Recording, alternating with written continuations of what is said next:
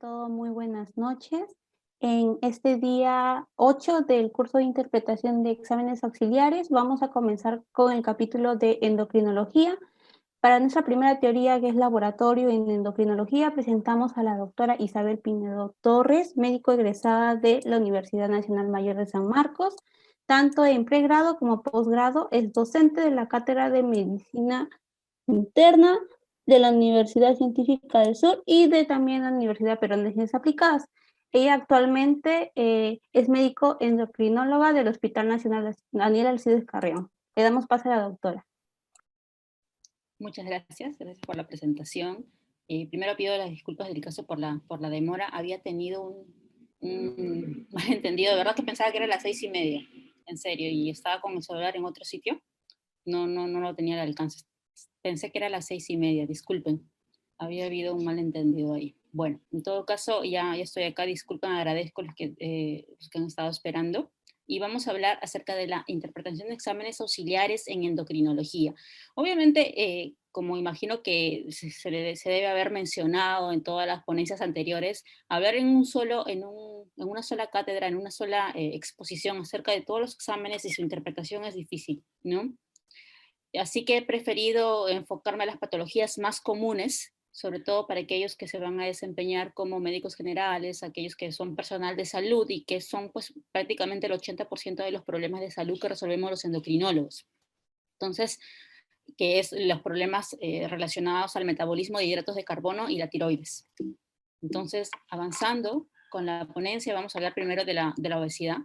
Estas son publicaciones de revistas de diarios anteriores, en donde se ve de que a nivel latinoamericano el Perú ocupa el tercer puesto en obesidad. 53% de los peruanos sufren obesidad en lo que es en Lima metropolitana, que ahora esto es un diario de hace algunos años, ahora es mucho mayor la presencia de obesidad en el Perú, ¿ok?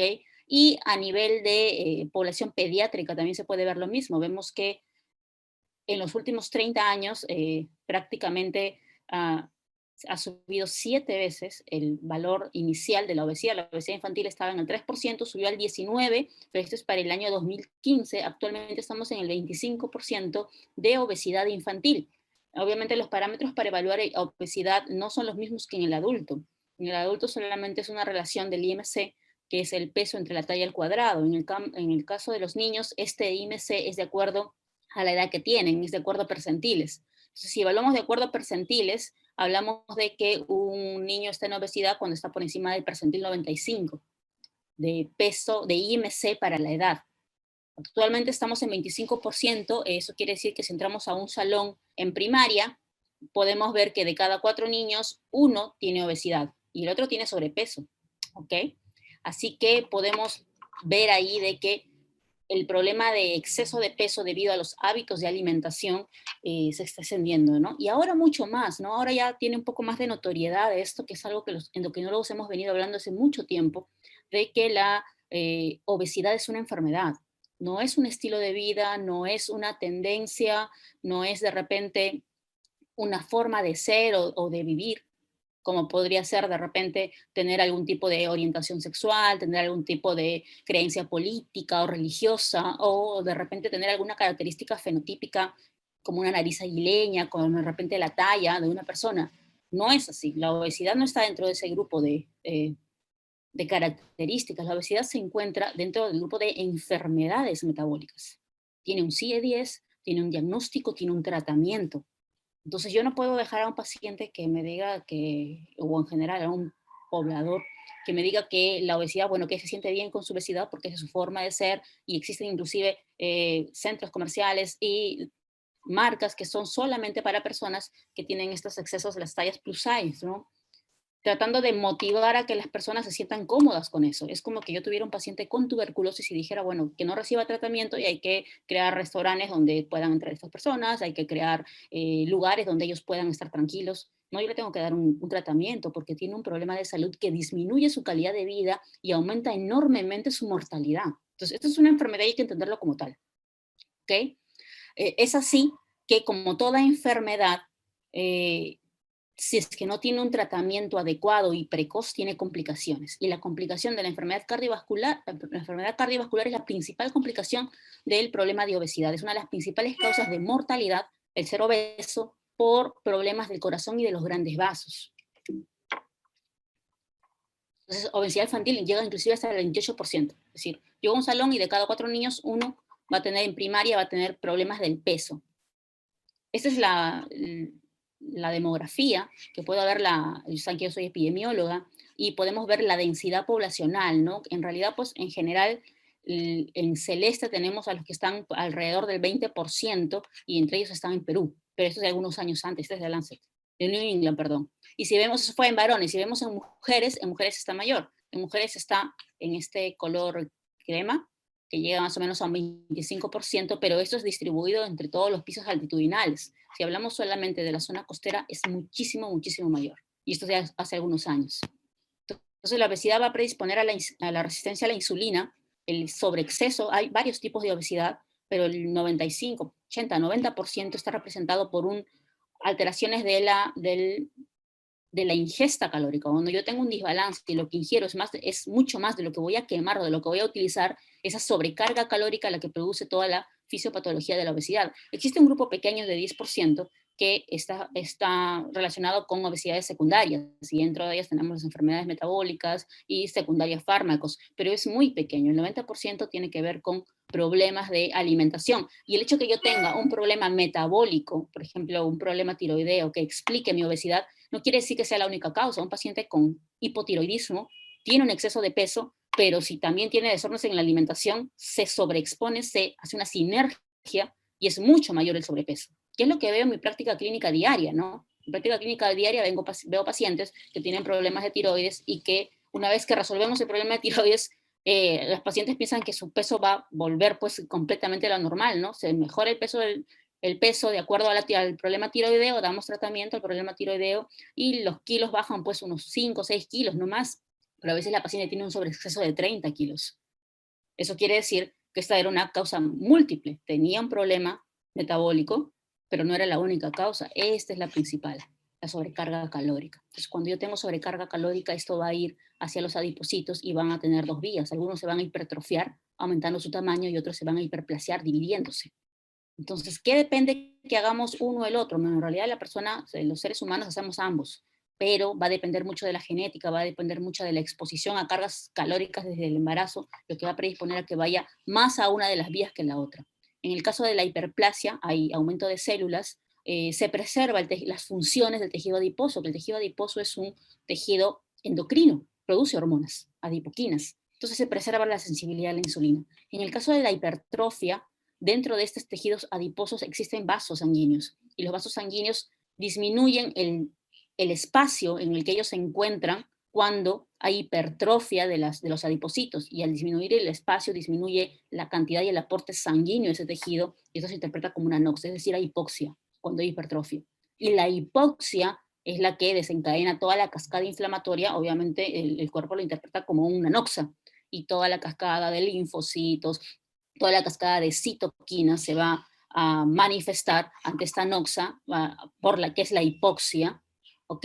Y esto va a alterar la producción normal de adipoquinas que tienen estas células, estos adipocitos. En el tiempo también va a haber lesión y ruptura de muchos de esos adipocitos, se van a liberar ácidos grasos y triglicéridos. Estos ácidos grasos interfieren en el adecuado acoplamiento de la insulina con su receptor, predisponiendo una resistencia a la insulina, y además la alteración de la producción de estas adipoquinas van a tener alteración en sus receptores a nivel nervioso, del sistema nervioso central, sobre todo en hipotálamo, y va a haber una alteración entre lo que es la saciedad y el hambre, ¿no? Hay una tendencia al hambre, hay resistencia a la insulina, y existe un ciclo vicioso del cual es difícil salir. Todo esto se debe ¿a qué? A la sobrecarga calórica. Y es así donde se manifiestan pues todas las complicaciones que existen de la obesidad. ¿Cuáles son las complicaciones que nos da la obesidad? Entonces son múltiples. Vemos que tanto a nivel emocional hay más depresión, ansiedad en personas con obesidad, problemas psiquiátricos también, sistema nervioso central, Alzheimer, enfermedad cerebrovascular, hipertensión.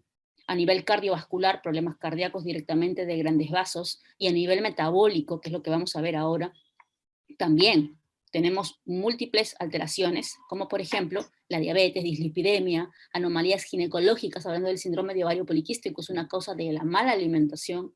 Ese es el trasfondo del síndrome de ovario poliquístico. Si yo solamente trato los quistes ováricos, nunca va a mejorar esa mujer, mientras yo no trate de fondo el síndrome metabólico que tiene, ¿no? Osteoartritis, óseas, en general hay varias, ¿no? Las que vamos a ver ahora son las complicaciones metabólicas. ¿Por qué he elegido empezar con la obesidad? Porque la obesidad es la causante de la mayoría de enfermedades metabólicas que vemos los endocrinólogos. Entonces, a la cabeza tenemos la diabetes. Entonces, en la diabetes mellitus son múltiples los exámenes de laboratorio que nosotros vamos a utilizar. Dentro de ellos tenemos la glucosa basal, que es la glucosa en ayunas, en este caso... ¿Perdón? ¿Sí? ¿Todo bien? Todo bien, doctora, disculpe, continúe, por favor.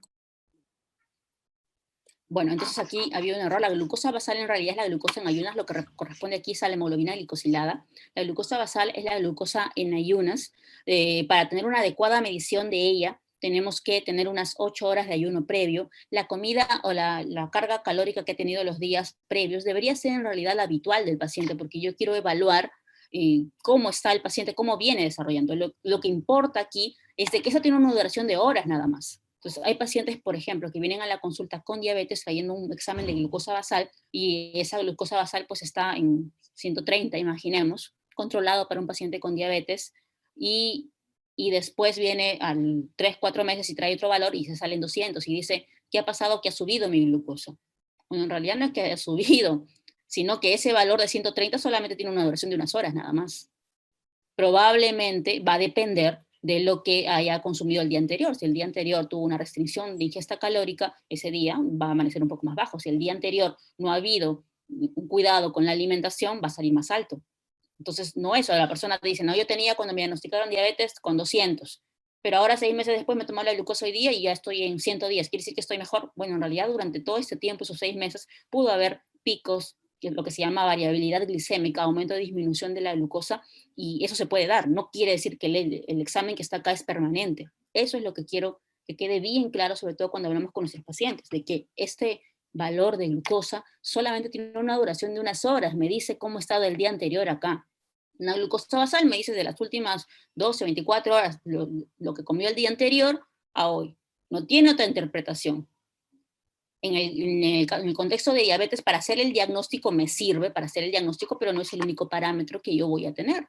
Hay pacientes que les hacen una evaluación por de repente salud ocupacional y les toman una glucosa y la glucosa pues sale por encima de lo normal, ¿no? 130, por ejemplo. Entonces se asustan, empiezan a hacer una dieta, comen solamente lechuga, toman agua nada más, y se vuelven a repetir el examen, y en el examen salen 70 y piensan que se han curado.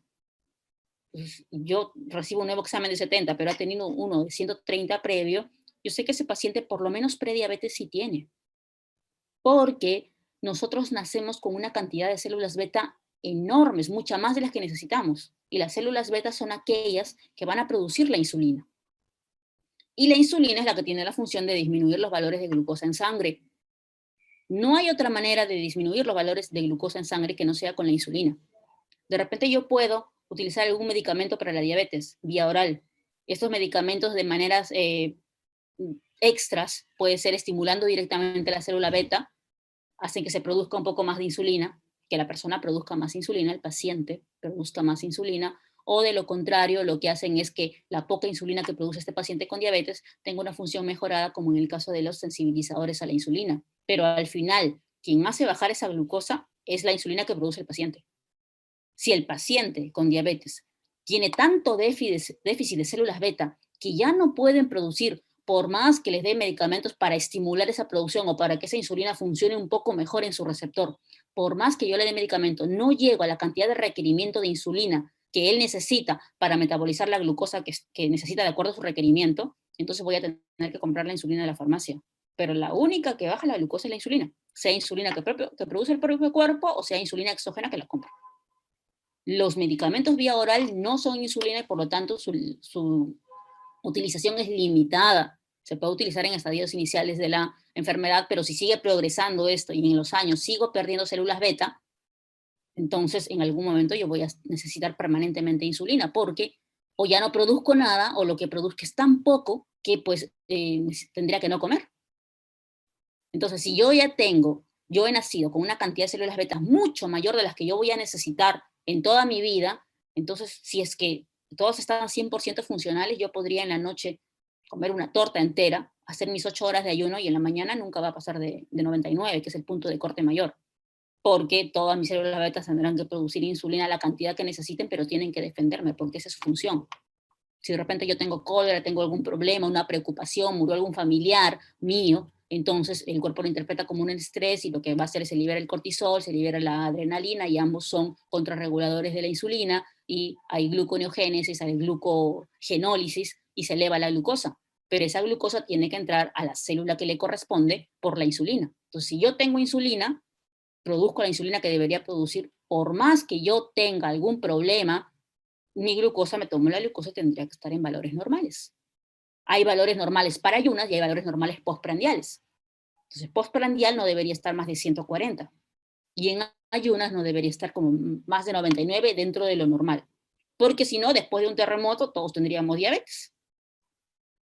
Entonces, el paciente a veces se confía en eso y dice, no, que yo estuve estresado, que yo estuve preocupado, me dieron una mala noticia y por eso se elevó mi glucosa. No. Pero tenemos células beta. Si ante un estrés, ese incremento de glucosa que se da por el estrés no puede ser cubierto por la cantidad de insulina que producen las células beta, ahí hay una señal de alarma que está diciendo que, ojo, este paciente no tiene el 100% de células beta funcionantes, ha ido perdiendo las células beta. ¿Y por qué se pierden las células beta? Por sobreesfuerzo, se ahogan, por la hipoxia, este sobrepeso que tenemos y esta cascada inflamatoria que habíamos visto generalizada, lesiona, produce radicales libres y lesiona muchos órganos, y dentro de ellos el propio páncreas. ¿Qué más produce la muerte de las células beta? El hecho de que yo esté comiendo varias veces al día y consumiendo carbohidratos a cada momento, me levanto en la mañana, tomo un jugo, ingreso de carbohidratos. Luego me como un pan, ingreso de carbohidratos. Luego me voy a trabajar, me invito a una galleta, ingreso de carbohidratos. Luego más adelante me invito a un huequito, ingreso de carbohidratos. Luego en el almuerzo me dan mi arroz, ingreso de carbohidratos. Luego en la tarde consumo una manzana, consumo alguna fruta, es un carbohidrato, carbohidratos. Luego en la noche como un chifa, carbohidratos. Entonces esa célula beta tiene que trabajar como 10 veces al día. Entonces se agotan y mueren. Y van muriendo, van muriendo, van muriendo. El mismo depósito de grasa del aumento de volumen, del peso, esa grasa se acumula dentro de las vísceras y el páncreas no es exenta de esto, se acumula la grasa y las ahoga también a las células beta. Entonces es la fisiopatología de muerte de las células beta, tiene muchos componentes, el estrés oxidativo por toda esta cascada inflamatoria que se da a partir de los adipocitos, el sobreesfuerzo de haber trabajado tanto, esto viene de años, además el ahogamiento de tener disminución del volumen donde ellas viven normalmente debido al acúmulo de grasa. Entonces, hay muchas causas, y hay más todavía ahí, que hacen que poco a poco se vayan perdiendo células beta, se vayan perdiendo células beta. Cuando se han perdido el 50% de células beta funcionantes, es ahí que la glucosa se eleva y sale 126. Hasta antes de eso, yo me sigo subiendo de peso porque estoy haciendo malos hábitos de alimentación, pero mi glucosa sale en valores normales. ¿Por qué? Porque las células beta están que se sacan la mugre, trabajando mañana y noche y se inmolan y mueren y mueren. Pero cuando ya se ha perdido el 50% de células beta funcionantes, o sea, es un montón, recién se eleva la glucosa. Entonces, si a mí en un examen de salud ocupacional me encuentran una glucosa de 130, es auxilio, pero esa glucosa no es postprandial, sino es en ayunas, tuve mis 8 horas de ayuno y me sacaron 130, por más que ayer me haya peleado con todo el mundo, hayan robado mi casa, en el almuerzo haya comido un pastel entero, no es excusa. Si tienes 8 horas de ayuno, esa glucosa que está alta te está diciendo que tú no tienes la cantidad de células beta adecuada, que has perdido. Por eso es que no, ante el estrés, no puede cubrir el requerimiento. Entonces, ¿qué hace el paciente? El paciente se asusta, come bien poquito y el día anterior, el próximo día que le toca un nuevo control de glucosa, el día anterior no cena. Y obviamente si no cena, pues en las mañanas, como tiene un ayuno, no tiene de 8 horas, sino tiene un ayuno de 12, de 14 horas, porque su última comida fue su almuerzo, que solamente comió lechuga, tomó agua y de ahí se aguantó hasta el día siguiente, le tomaron, salió en 70. Y él piensa que está curado. Lo interpreta de repente a alguien, un médico con menos experiencia y dice, bueno, sí, ¿no? Pero si nosotros sabemos interpretar los exámenes de laboratorio y en endocrinología, más que todo la fisiopatología de la enfermedad, yo digo, bueno, no cumplió el punto de corte que tienen que ser 2 glucosas alteradas, pero al menos prediabetes tiene. ¿Tiene síndrome metabólico? Sí. ¿Tiene que cambiar de hábitos de alimentación? Sí. ¿Tiene que tener una dieta similar a la de un paciente con diabetes? Sí. Porque ya perdió células beta, si no, eso no se hubiera elevado. Eso tiene que quedar bien claro. Entonces, la glucosa basal es una medida que me sirve para evaluar la glucosa en ayunas con 8 horas de ayuno, pero no es el único parámetro. A veces hay pacientes que vienen con su primera glucosa de 130, la siguiente no, pero ya viene con un nuevo control, doctora, ya el paciente trata de adelantar, ¿no? Y trae otra glucosa en ayunas que sale en 70. Entonces yo digo, 2 glucosas, no cumple el criterio, no tiene diabetes, no. ¿Qué hago? Le pido una glucosa postprandial, ¿no? Una glucosa después de un test de tolerancia. Al pedirle el test de tolerancia, le estoy dando una ingesta calórica de 75 gramos de glucosa, que equivale a un almuerzo común y corriente, y después de eso evalúo, entonces ahí tengo que saber cuánta reserva de células beta tiene, ahí no se puede escapar. O le pido la hemoglobina glicosilada, que lo vamos a ver ahora, ¿no? Entonces, el test de tolerancia, hay algunos preparativos que yo tengo que tener. Primero, de que la dieta tiene que ser mayor a 150 miligramos de glucosa. ¿Eso qué quiere decir? Que tiene que ser su dieta habitual, ¿no? Que no puede estar los días anteriores comiendo solamente lechuga, tomando agua, haciendo ayuno, porque si no, obviamente me va a dar alterado, pues, ¿no? Entonces, al menos la glucosa basal sí me va a dar alterada. Cuando yo le dé la sobrecarga de glucosa, la posterior a eso sí me va a medir la reserva funcional de células beta. Hay algunos medicamentos que pueden tener algunos efectos adversos, como el hecho de que consuman anticonceptivos, corticoides, salicilatos, antiinflamatorios, que son preferibles de ser posible que sean suspendidos los 3 días previos. Hay que tener presente que el estrés también puede incrementar la glucosa, pero todo tiene su interpretación, ¿no? En adultos, el test se realiza con 75 gramos de glucosamida, ese ya viene en un sobrecito, lo diluyen en un vaso con agua y lo toma. Y en niños hay que calcularlo. Entonces, cuando nosotros queremos hacer un test de tolerancia en un niño, hay que mandar la cantidad para que los del laboratorio le den, ¿no? Es 1.75 gramos por kilogramo de peso. Pero si ya esto me sale más de 75, ya lo considero como un adulto, nunca le voy a dar más de 75, porque hay niñitos que pesan un montón, niñitos que tienen 11 años y pesan 60, 70 kilos. Entonces ahí si multiplico por 1,75 me sale más de 100. Por lo tanto, nunca debo pasar de 75. Calculo 1.75 gramos por kilogramo, y si me sale menos de 75 colocaré cuánto de glucosa le tienen que dar, glucosa anhidra. Una vez que llega a 75 a más, me quedo con 75. Y otro parámetro que tenemos para evaluar es la hemoglobina glicosilada. Esto nos permite medir los niveles históricos de glucosa. Es el promedio de la glucosa de los 3 o 4 últimos meses, ¿no? Entonces, ¿bajo qué concepto se da eso? De que la hemoglobina glicosilada es la misma hemoglobina que está dentro del glóbulo rojo, pero es una proteína, la hemoglobina es una proteína. Y todas las proteínas se pueden glicar, hay los productos de glicación avanzada, que es la forma en que se da la fisiopatología de la enfermedad de la diabetes. ¿Cómo es que la diabetes produce complicaciones micro y macrovasculares, que son las complicaciones que en el tiempo producen la muerte del paciente, ¿no? Y su disminución de calidad de vida? ¿Cómo es eso? Es que la glucosa en altas cantidades es tóxica, lesiona todos los órganos. Y la manera de lesionarlos que tiene es uniéndose las proteínas. Se pega a las proteínas y hace que estos no funcionen adecuadamente. Entonces, eso, cuando se unen las proteínas, se llaman productos de glicación avanzada. Entonces, todas las proteínas se glican. Con la glucosa alta, donde hay proteína se glica. Donde hay proteína se une la glucosa y se pega, así como el sarro en las paredes, cuando tenemos una casa, o al salitre, cuando tenemos casas que viven, de personas que viven cerca del mar, igual es la glucosa, perdón. Se une a las proteínas. Y dentro del glóbulo rojo tenemos la hemoglobina, que es una proteína. Entonces, esta hemoglobina también se puede glicar. Pero como la hemoglobina está dentro del glóbulo rojo y el glóbulo rojo tiene un tiempo de vida media de 120 días, entonces, mientras en esos 120 días más días haya estado expuesto a glucosas altas, teniendo en cuenta de que de repente un día le van a tomar examen de laboratorio y ese día no comió, al día siguiente ya pasó el examen de laboratorio, comió normal, entonces algunos días estará la glucosa alta, otro día estará baja, pero esa hemoglobina que está dentro del glóbulo rojo sigue almacenando el depósito de glicación, sigue almacenando. ¿Cuánto tiempo la va a almacenar? Hasta que viva el glóbulo rojo, 120 días. Entonces, esta me da una visión más completa de los últimos 3 a 4 meses, cómo ha estado este paciente.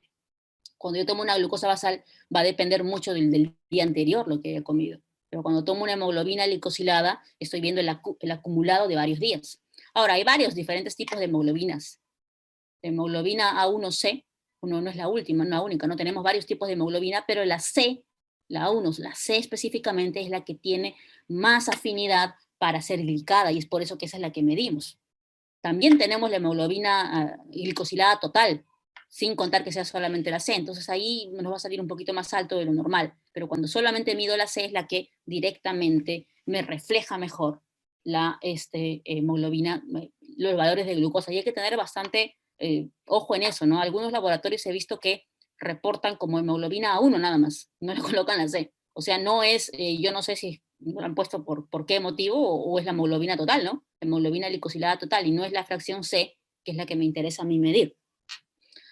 Bueno, entonces acá tenemos, ¿no?, la fisiopatología de lo que estamos conversando, pero también hay alguna relación, ¿no? Ya los matemáticos han visto ahí de que dependiendo cuánta glucosa tengo yo cada día, se puede dar una relación, ¿no?, entre la hemoglobina. Entonces, dependiendo de la glucosa que está en plasma, si yo lo multiplico por la hemoglobina, o 35.5 lo multiplico por la hemoglobina glicosilada, el resto 77, es más o menos el promedio de glucosas. De manera general, ya los que manejamos esto lo memorizamos, ¿no? Si la hemoglobina glicosilada está entre 6 a 7, quiere decir que su glucosa ha estado en promedio 120 los últimos 3 meses. Si la hemoglobina glicosilada está 9, eso se relaciona con 250.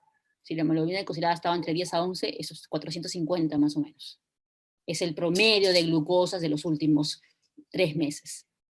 Pero también hay que tener presente de que no es que ese valor haya sido permanente, ¿no? Dentro del valor de hemoglobina glicosilada, la mitad del valor de la hemoglobina glicosilada está directamente ligada al último mes.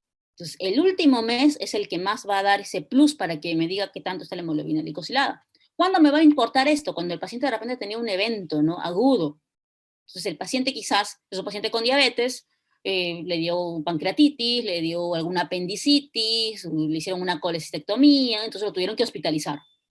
Estuvo hospitalizado unos 10, 15 días y después salió de alta, y todos los que han tenido algún familiar con eso han visto que cuando sale de alta sale más delgado, ¿no? Y dice, ¿pero por qué se ha adelgazado? Bueno, se ha adelgazado porque cuando está hospitalizado está siguiendo el plan nutricional del hospital, ¿no? Entonces ahí no hay excesos y no hay manera de subir de peso si no es aumentando la ingesta calórica. No existe eso de que yo no como nada y engordo. Eso no existe. Puede ser de que no comas comidas grandes, pero durante todo el día estés picando y tengan gran cantidad de ingesta calórica, o sea, pese bastante en kilocalorías, aunque en el volumen sea poco. El volumen sea poco. Entonces, eso te está subiendo de peso. Cuando llegan a hospitalizarse, tienen que seguir la dieta del hospital, y esa dieta es guiada por nutricionistas, entonces bajan, pues pierden peso, ¿no? Pierden peso. A pesar que están en reposo, que no hay movimiento, igual pierden peso. Entonces, en estos pacientes, y saliendo de alta, yo le pido la hemoglobina glicosilada, como el último mes es el que más va a pesar, quizás ahí me salga un valor relativamente entre valores aceptables y yo diga, oh, qué bien controlado estuvo. No, ahí quizás no sea un parámetro tan adecuado, ¿no? Porque yo tengo que tener en cuenta que el último mes es el que va a pesar más. Es el último mes el que me va a dar el 50% del valor. Y el cuarto que queda, el 25% que queda es del mes anterior, y el 25% del mes antes de esto, ¿no? Entonces, el último mes aporta el 50% y los 2 meses previos el 25 y el 25% cada uno. Entonces, si yo tengo un paciente que ha tenido esto, ¿no?, algún evento por el cual ha hecho o ha empezado una dieta de los últimos 15, 3 semanas, su hemoglobina glicosilada va a bajar rápidamente.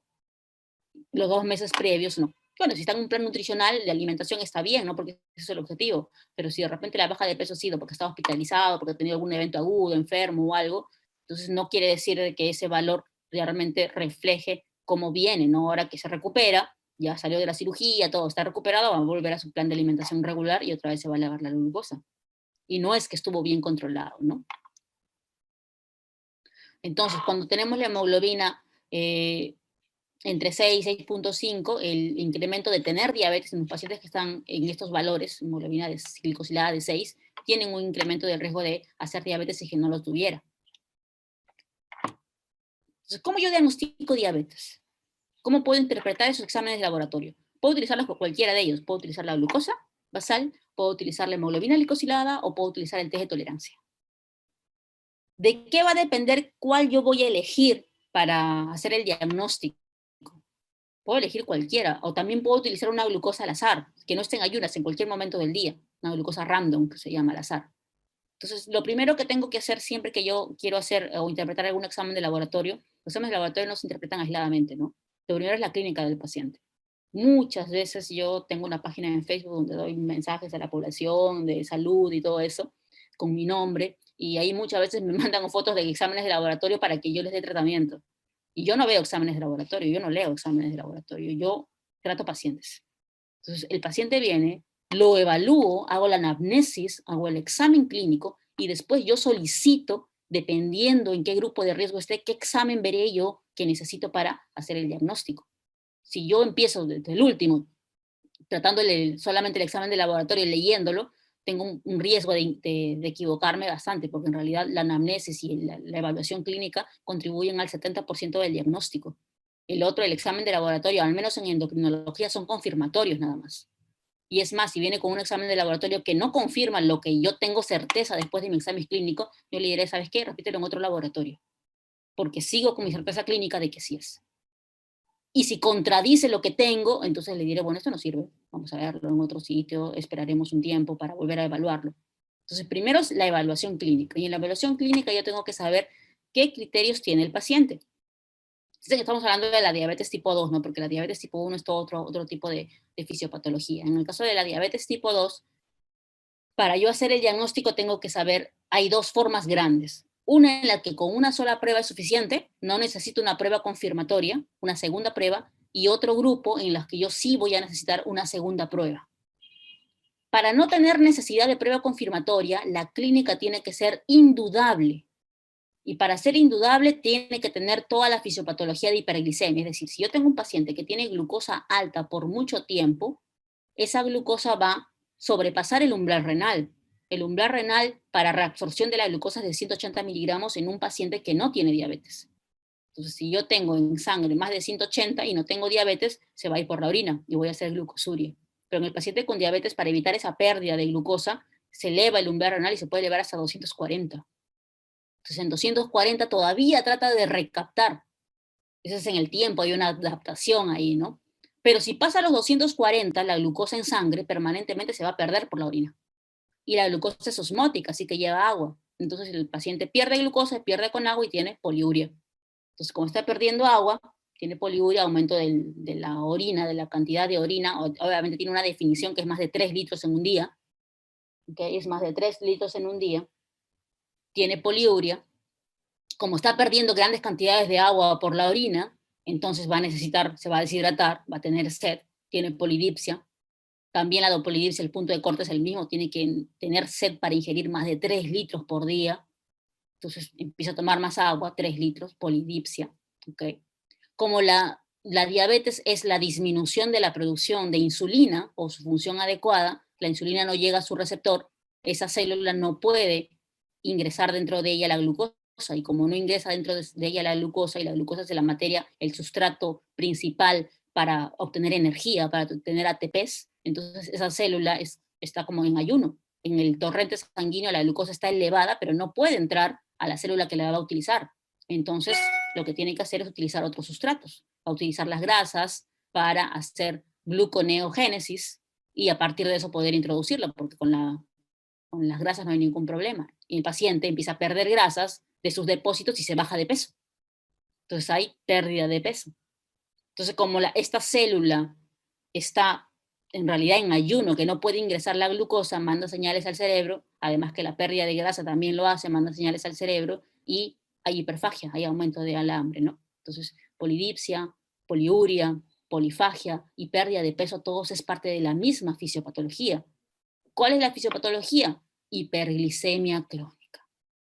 Normalmente el punto de corte es 250. Entonces, si el paciente está con glucosas de 250 permanentes por bastante tiempo, o sea, un día está en 170, otro día está en 250, otro día hace 300, otro día hace 120, está así, y pasa a los 250, va a empezar a tener esa fisiopatología. Entonces, si tiene todo esto,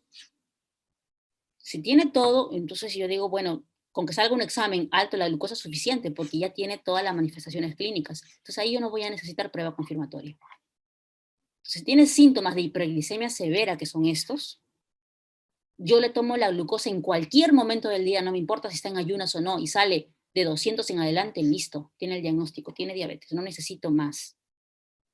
porque este paciente tiene todas las manifestaciones clínicas de una hiperglicemia severa crónica. Si no tiene estas manifestaciones, quiere decir que su glucosa está alto, pero de repente todavía se está reabsorbiendo por el riñón, es decir, no está tan alto, pero no tan alto, o no permanentemente alto. Entonces no va a tener esta sintomatología. Como no tiene esta sintomatología, entonces ahí sí yo voy a necesitar más de una prueba, al menos 2 para hacer el diagnóstico. Entonces voy al otro grupo que voy a necesitar prueba confirmatoria. Aquí no hay sintomatología o no cumple todo, solamente tiene polidipsia, no tiene poliuria, no tiene baja de peso, en todo caso no me queda claro, ¿no? Porque como les he comentado, todo es parte de la misma fisiopatología común. Entonces, si tiene uno solo, de repente es un paciente varón que tiene poliacuria, orinando cada rato, pero puede ser un problema prostático, si es una mujer puede ser una infección urinaria, y si solamente tiene polifagia, podría ser de repente una persona con bulimia, que tiene sus atracones. Entonces, aislados es difícil de interpretarlo. Si tiene todos, no hay problema. Una sola prueba al azar, si sale de 200 en adelante, tiene diabetes. Si no me queda claro esto o no tiene ninguno, entonces yo tengo que decir al paciente que en una sola toma no vamos a poder hacer el diagnóstico, que necesariamente vamos a necesitar por lo menos 2 exámenes de laboratorio. Y ahí puedo mezclar. Puedo usar una glucosa en ayunas, puedo usar una glucosa a las 2 horas, con el test de tolerancia me refiero, o puedo usar la hemoglobina glicosilada. Si la glucosa en ayunas es de 126 en adelante, en 2 tomas es diagnóstico. Si la glucosa, el test de tolerancia a las 2 horas sale de 200 en adelante, un punto, criterio. Si la hemoglobina glicosilada sale de 6.5 en adelante, un punto. Tengo que repetir, tengo que tener 2 alterados. Pueden ser 2 del mismo o pueden ser intercalados. ¿Qué es lo que hace ya uno con la experiencia clínica? El paciente a veces viene con una glucosa alterada porque le tomaron un examen al azar y salió 130, salió 140, uy, ya tiene un punto. A veces no es recomendable repetirle nuevamente la glucosa en ayunas. ¿Por qué? Porque el paciente lo que va a hacer el día anterior no va a comer nada para asustado, ¿no? Entonces no te va a dar realmente el valor. Entonces tú le puedes pedir un test de tolerancia, ¿no? El test de tolerancia va a incluir la glucosa basal, pero también va a incluir la glucosa después de la sobrecarga con 75 gramos de glucosa anhidra, y a esto no se va a poder escapar. Cuando yo le dé el aporte, voy a ver realmente cómo responde su célula beta. O le puedo pedir la hemoglobina glicosilada, pero el problema es que para esto hay que tener un laboratorio certificado y en el país no hay ningún laboratorio certificado. Hay laboratorios que utilizan los mismos procedimientos de laboratorio que son estandarizados, pero para decir que es un laboratorio certificado tiene que tener un ISO, y ese ISO viene del extranjero. Y hasta ahora, hasta donde yo lo he revisado, no hay ninguno todavía. Que utilizan el mismo método, sí, pero que tengan el ISO, eso es lo que dice las guías, ¿no? Entonces ahora acá en el país utilizamos la hemoglobina glicosilada más que todo para seguimiento, ¿no? Yo ya tengo al paciente con diabetes, inició con una hemoglobina glicosilada en 11, lo vi después de 2 meses, y después de 2 meses ya está con la hemoglobina glicosilada, o después de 3 está en 7, quiere decir que está siguiendo el plan de alimentación, está siguiendo la medicación, ¿no? Para seguimiento de la medicación, pero para diagnóstico, salvo que me saliera muy alto, si me sale en el punto de corte de 6.6, por ejemplo, como no es un laboratorio certificado, me va a quedar la duda. Entonces tenemos los otros 2. Puede ser el mismo, puede ser mezclado, no hay ningún problema. Necesito 2 valores alterados para decir que tiene diabetes. ¿Qué pasa si tiene todos estos síntomas o varios de ellos? Le tomo una glucosa al azar y no sale 200, sale 180. No quiere decir que no tenga diabetes. Quiere decir que con esta estrategia no le he podido diagnosticar. Pasaré a esta y pediré los exámenes de manera regular. ¿Ok? Si después de hacer 2 exámenes me salió uno alterado y el otro normal, entonces este paciente tiene al menos prediabetes. ¿Ok? Esto es bien común, pensar que yo puedo hacer el diagnóstico con el glucómetro. Jamás. El glucómetro solamente se usa, que es la glucometría capilar. Solamente se utiliza para el seguimiento de la medicación en un paciente que ya tiene diabetes. Esto no sirve para diagnóstico. Nunca cometan ese error de decir al paciente, yo tengo mis glucosas, y te da el glucómetro. ¿Por qué? Porque en la familia tiene alguien más que tenga diabetes y tienen glucómetro y se está sacando, ¿no? Y quiere saber. ¿Por qué? Porque esto tiene un margen de error, dependiendo en la marca, puede ser entre más menos 20, puede ser entre más menos 30, entonces más menos 20 podría irse el diagnóstico ahí, ¿no? Entonces el glucómetro no sirve. Cualquier tipo de diagnóstico de diabetes es con glucosa sérica, ¿ok? Venosa, ¿no? No se usa la glucometría capilar. ¿Qué otra complicación de la diabetes tenemos también? Perdón, del sobrepeso y de la obesidad, la dislipidemia. No, la diabetes también produce dislipidemia. Tenemos el aumento del colesterol y triglicéridos. Esa es la definición de dislipidemia, ¿no? La dislipidemia es la alteración de cualquier parámetro del perfil lipídico, triglicéridos, LDL, HDL, sobre todo estos tres, ¿no? Triglicéridos, LDL, HDL o colesterol total, cualquiera que esté alterado, el paciente tiene dislipidemia. ¿Ok? Es un concepto amplio. Entonces recordemos que estas lipoproteínas, ¿de dónde vienen? ¿No? Estos vienen del consumo, de la dieta, vienen las grasas y el colesterol de la dieta, pasan al intestino, se convierten en kilomicrones, de ahí viene la lipoproteína lipasa, y estos kilomicrones los convierten en ácidos grasos y triglicéridos, y como estos pasan al tejido adiposo, y algunos se acumulan directamente en tejidos periféricos como el músculo, ¿no? Quedan algunos remanentes de kilomicrones, y estos remanentes tienen unos receptores en el hígado, ingresan los remanentes. ¿Qué va a pasar con estos remanentes de kilomicrones? Se van a transformar en VLDL, lipoproteínas de muy baja densidad, ¿no? Y así son liberados del hígado. Luego de esos pasan un proceso de metabolismo a lipoproteínas de densidad intermedia, luego de las LDL de baja densidad, y como LDL van a ir a los tejidos periféricos, sobre todo el endotelio, y se va a acumular. De ahí pueden estas nuevamente retornar al hígado, sí, pueden retornar al hígado a través de las lipoproteínas de alta densidad o HDL. La HDL va a hacer el retorno de este colesterol y lo va a traer nuevamente al hígado para que el hígado lo elimine a través de las sales biliares, a través de la bilis. Entonces, y ahí es donde viene el LDL. ¿Ok? Obviamente en el momento en que del VLDL pasa a LDL, hay pérdida de ácidos grasos que van directamente al tejido adiposo y se van acumulando, ¿no? Entonces tenemos aquí, este es el hepatocito, y en el hepatocito tenemos su retículo endoplasmático rugoso que produce proteínas, luego pasa al liso, y en el liso se une las partículas de grasa, se unen en vesículas, y como vesículas se liberan hacia el exterior del hepatocito, se liberan como VLDL, que es el VLDL que tenemos aquí. ¿Ok? Entonces cuando hablamos de dislipidemia, estamos hablando de la alteración de cualquiera de estas partículas que estamos viendo ahora. Tenemos, por ejemplo, la LDL, ¿no?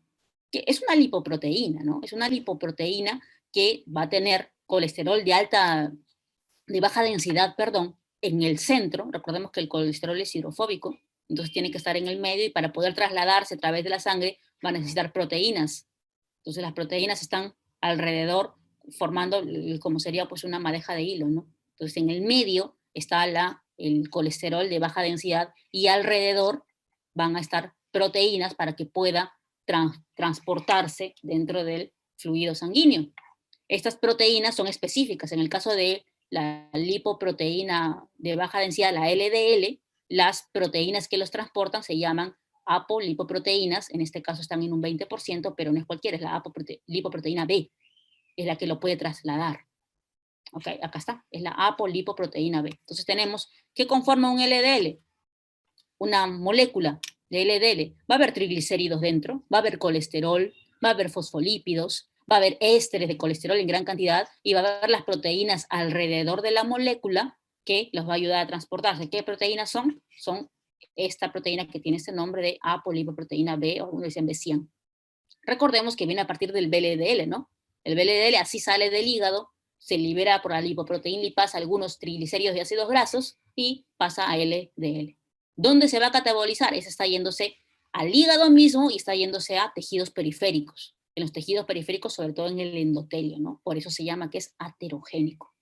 Se va depositando en años, primero como estrías grasas, luego ya empieza a haber disminución del calibre, y bueno, vienen todos los accidentes cerebrovasculares que conocemos, porque es aterogénico, se deposita ahí. Hay una fórmula para sacar el colesterol a partir del colesterol total, que tiene que ver con los triglicéridos y el HDL, porque el triglicéridos está adentro, ¿no? Entonces tenemos ahí.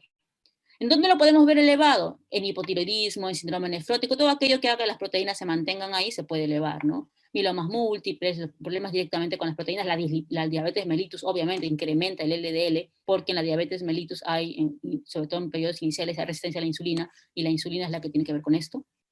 El consumo de alcohol, ¿ok? Y puede estar disminuido en donde yo tenga menos proteínas, por ejemplo en desnutriciones, ¿no? Problemas con las proteínas disminuye, y disminuye también esto, ¿no? El síndrome de Reye, la enfermedad pulmonar crónica, anemias, también se puede ver disminuido. Este es el LDL. Otra lipoproteína que tenemos es el HDL. Igual, ¿cómo está el HDL? En este caso tiene menos triglicéridos, ¿no? Tiene 3% de triglicéridos.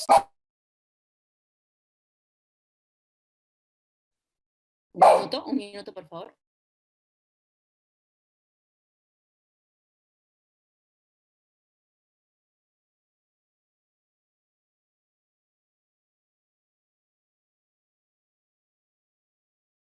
Ok, seguimos.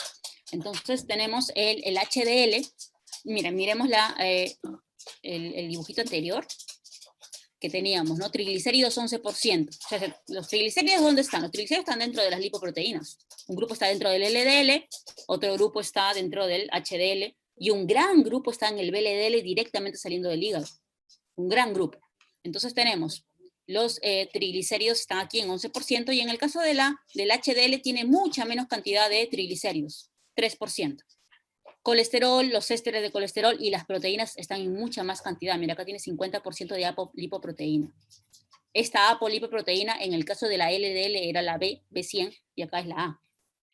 Mira, acá tiene 50%, en el caso anterior, solamente las proteínas representaban un 20%. En este caso, por eso es de alta densidad, pesa más, ¿no? Porque tiene más aporte de proteínas, por eso su densidad es mayor. ¿Cuál es la función? La llaman la recogedora de lípidos, va hacia los tejidos y va a recoger el colesterol para llevarlo nuevamente al hígado, y en el hígado va a continuar su metabolismo para ser excretado por las sales biliares.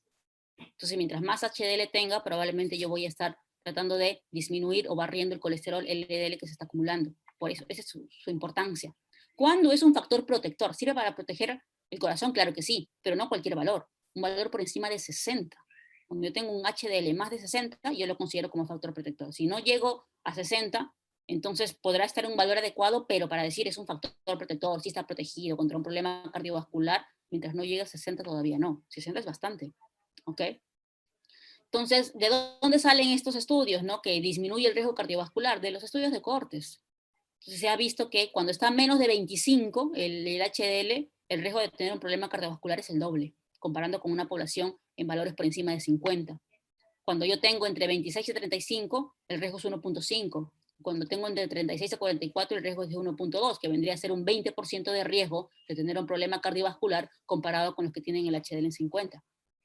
¿Cuándo lo voy a tener elevado? En realidad el mismo problema es que en la LDL, ¿no? Porque tiene que ver con todo el metabolismo de las proteínas, de los colesteroles, ¿no? En enfermedad hepática, obviamente, se mantiene ahí, permanece, está elevado. Los que tienen problemas o los que tienen terapia con estrógenos, entonces yo en estrógenos puedo ver de repente que está alto, pero eso es una elevación falsa, ¿no? Cuando yo doy terapia con insulina también, puede estar disminuido en todos estos mecanismos que les estoy colocando aquí, que les dejo para que lo lean, para seguir avanzando un poco. ¿Qué otro componente tenemos para decir que hay dislipidemia? La alteración de los triglicéridos. Entonces, ¿qué es los triglicéridos? Son ácidos grasos y una molécula de glicerol, ¿no? Son transportados, vienen por la VLDL, la LDL y dentro de la HDL, pero está solamente en un porcentaje bien bajito, ¿no? Sabemos que la glucosa participa en la formación de triglicéridos. Es por eso que cuando yo tengo triglicéridos altos, yo puedo decir que ese paciente tiene prediabetes, es un signo de insulinoresistencia.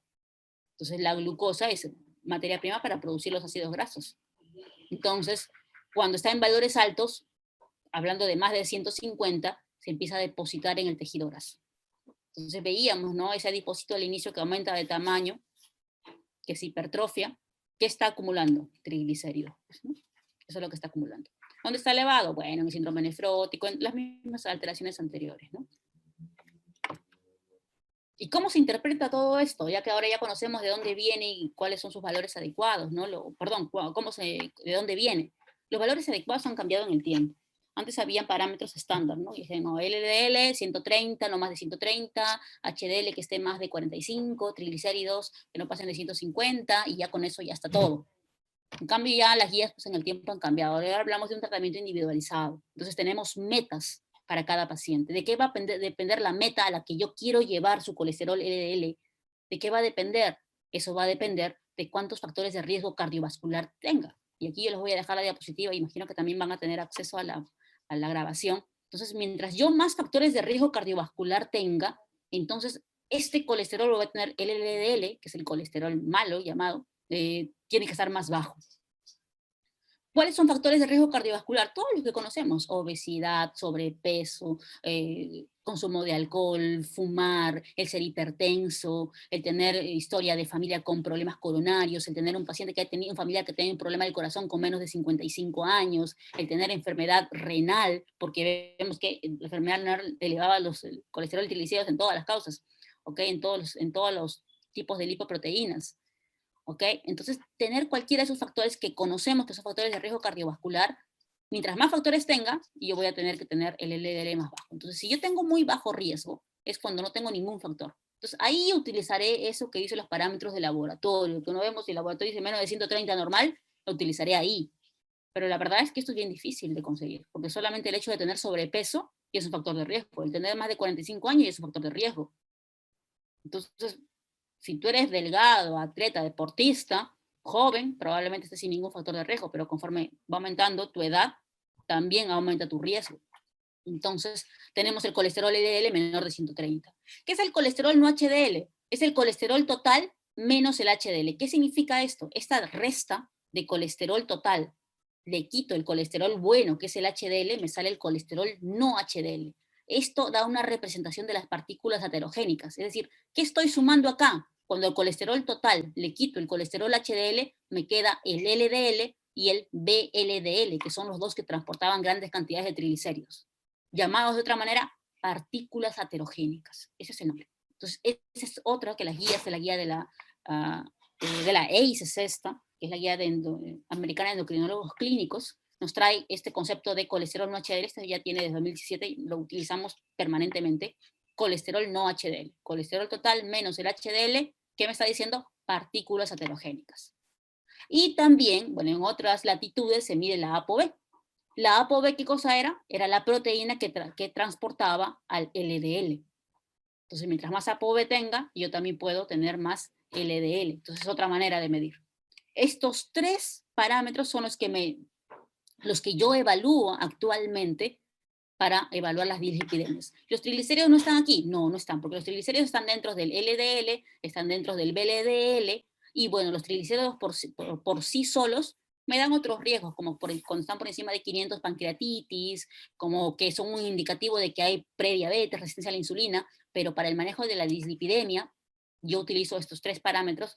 En realidad cada uno no tiene que estar los tres, con que tengas uno solo, la LDL o el colesterol no HDL, que lo podemos obtener de cualquier perfil lipídico, es suficiente para que yo pueda dar tratamiento. Entonces, yo tengo un paciente en bajo riesgo que no tiene ningún factor de riesgo, yo haré que su LDL, concentrémonos en esta nada más, esté menos de 130, como dicen los parámetros de laboratorio, la mayoría de laboratorios. Pero si ya tiene hasta 2 factores de riesgo, o he utilizado estas apps que sirven para calcular el factor de riesgo a 10 años, hay un montón de apps que están en los celulares, que vienen de estudios de cohortes, Framingham, Mesa, Reynolds, hay un montón, en donde te piden un montón de datos como cuándo es tu colesterol, qué edad tienes, si fumas, si tienes familiares, todos estos factores. Y te dan un porcentaje. ¿Un porcentaje de qué? De probabilidad de que tú tengas un evento cardiovascular en los siguientes 10 años.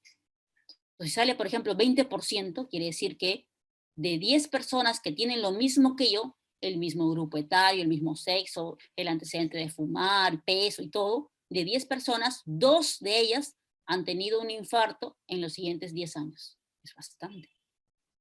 Así se interpreta. Entonces yo también puedo utilizar esos scores y decir, ¿no?, que tengan menos de 2 factores de riesgo o que tengan un riesgo a 10 años menor del 10%. Entonces, si cumplo cualquiera de estos dos, entonces ahí LDL no me vale en 130, yo tengo que llevarlo a menos de 100. Se interpretará de otra manera, ¿ok? Alto riesgo, miren, a partir de alto riesgo ya aparece la diabetes. Es decir, si yo tengo diabetes, aunque mi glucosa esté súper controlada, ya estoy en alto riesgo. Si tengo un problema, una falla renal, por diabetes, por hipertensión, por una glomerulonefritis, por lo que sea, y estoy en estadio de 3 en adelante, ya aparecen en todos los estadios como alto riesgo hacia arriba, alto riesgo, muy alto riesgo, y esta categoría que es grado extremo. Entonces acá lo dejo para que ustedes lo revisen, y en cada uno van a ver que se va agregando más cosas, ¿no? Por ejemplo, en muy alto riesgo, que tiene que haber antecedente de una enfermedad cardiovascular como enfermedad coronaria, por ejemplo, enfermedad vascular periférica, los que tienen pie diabético, ya se presenta, ¿no? Además de tener diabetes. o esto es hipertrigliceridemia familiar. Entonces ya cada vez se agregan más, con más severidad, entonces aquí el colesterol al que yo quiero llevar es menos de 70. Entonces cuando yo tengo un paciente con diabetes, un colesterol de 130 LDL no me sirve de nada. Yo tengo que llevarlo, en el mejor de los casos, si está súper controlado, si solamente tiene diabetes, no tiene sobrepeso, no tiene nada más, la diabetes, mira, diabetes sin otro factor de riesgo. Eso es lo que dice acá. Entonces tiene que ser un diabético delgado. Si tengo un diabético con sobrepeso, ya pasó al muy alto riesgo. Entonces, un diabético controlado y todo, en el mejor de los casos, el LDL tiene que estar menos de 100. Si va aumentando factores de riesgo, estará en menos de 70, y en el grave extremo, que son los que tienen una falla cardíaca en este momento, que son los que tienen una enfermedad, por ejemplo, el pie diabético severo, hospitalizados y todo eso, ya los llevo a menos de 55. Puedo calcular el no HDL también, puedo calcular la ApoB, pero con que tenga uno solo es suficiente. Entonces, la interpretación de los exámenes de laboratorio en dislipidemia es individualizado. No los llevo a todos a 130, no los llevo a todos a 100, no. Va a depender de la evaluación de los factores de riesgo y ver en qué categoría de riesgo está el paciente, y de acuerdo a eso yo evaluaré a cuánto lo quiero llevar el LDL. Y de ahí, de acuerdo a eso, elegiré el tratamiento. Hay estatinas que bajan más del 50% del valor basal. Si yo tengo que reducir un montón, por ejemplo, tiene un LDL en 170 y tengo que llevarlo a 55, tengo que disminuir una gran cantidad, entonces utilizaré una estatina de alta intensidad porque es bastante lo que tengo que disminuir. Entonces, dependiendo cuánto es el valor que tiene ahora y a cuánto tengo que disminuir, cuánto porcentaje del valor inicial tiene que disminuir, es de acuerdo a eso que yo utilizaré estatinas de alta intensidad, de moderada intensidad o de baja intensidad, dependiendo cuánto me falta para llegar a la meta. ¿Ok? Seguimos con las complicaciones de la obesidad, hígado graso. Este es bien sencillo porque, bueno, en general el diagnóstico de hígado graso se da por ecografía. El hígado graso es una de las manifestaciones del síndrome metabólico. Cuando yo tengo resistencia a la insulina, cuando yo tengo hiperinsulinismo, la insulina es anabólica, y lo que va a hacer es de que todo ese carbohidrato que estoy consumiendo y que se está acumulando, una vez que ingresa por mi boca, no hay manera que desaparezca. No es nada que yo tomo agüita con 3 gotas de limón y que con eso se va a cortar la grasa, no pasa nada. Una vez que ingresó por tu boca, se queda ahí. A menos que lo quemes con ejercicio físico, eso no va a desaparecer. Y aún así el ejercicio físico, por más intenso que sea, nunca se llega a la cantidad que consumimos, ¿no? Por ejemplo, yo salgo a correr 6 kilómetros, 7 kilómetros y estaré quemando pues unas 200 kilocalorías, 300 aproximadamente. Luego llego a mi casa y me tomo un jugo mixto con algarrobina y miel de abeja y estoy consumiendo 700. Entonces uno dice, yo hago ejercicio pero nunca bajo de peso. Claro, pues porque estás ingresando más de lo que estás quemando. Entonces la dieta es lo principal, lo primordial, pero es un plan nutricional hecho por un especialista, por favor, no son dietas de REN ni nada, eso es especializado. Entonces, ese exceso, ¿qué va a pasar? El hígado es el que se inmola ahí. Entonces el hígado lo que hace es transforma, utiliza todos los carbohidratos que tú vas a utilizar en ese momento para tu energía, los utilizas, los demás lo guarda como glucógeno, lo transforma en glucógeno y el glucógeno se almacena en el hígado. ¿Cuánto tiempo se va a almacenar? Hasta 72 horas. Después de eso, se tiene que transformar. La mejor manera para almacenar es transformarlo en grasa, que es lo que hacen los osos polares cuando hibernan, ¿no? Todos los animales que hacen hibernación comen y comen y comen durante la época de calor y lo transforman en grasa, aumenta de peso y luego duermen para quemar sus reservas.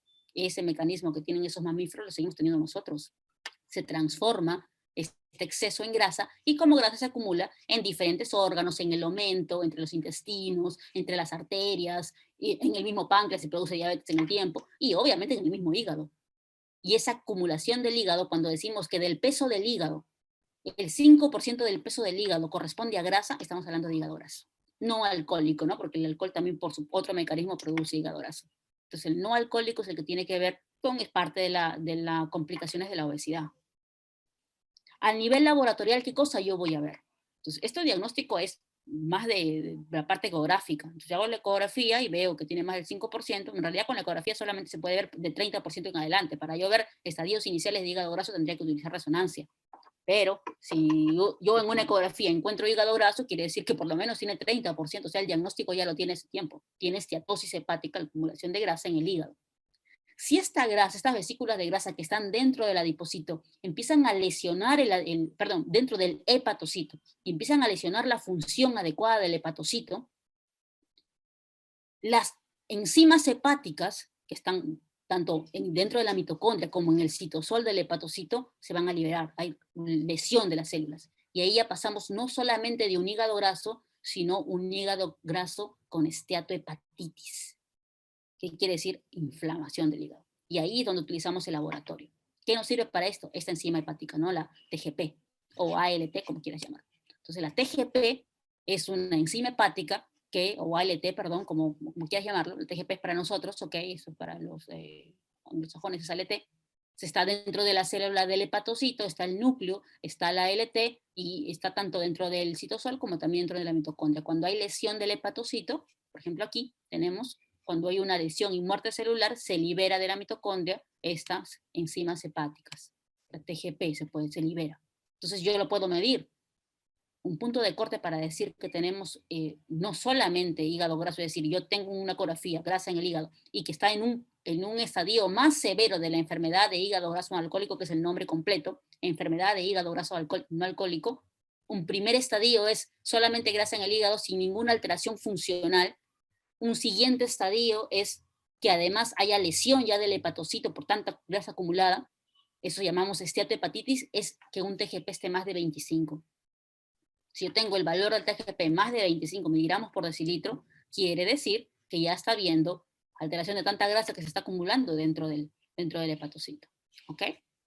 Y bueno, de ahí sigue subiendo, ¿no? Fibrosis y luego cirrosis, tiene todo. Obviamente todos no llegan a cirrosis, ¿ah? Porque eso depende mucho de los genes. Pero la esteatohepatitis sí, hay lesión y a veces vemos pacientes con sobrepeso y le pedimos la TGP y salen 100. ¿Qué quiere decir? Que tiene un montón de ruptura. Claro, si yo le tomo una ecografía y encuentro grasa en el hígado, si yo tengo una ecografía y encuentro grasa en el hígado, quiere decir que más del 5% ya lo tuvo hace tiempo, tiene el 30%, porque para yo ver 5% tendría que haber pedido una resonancia.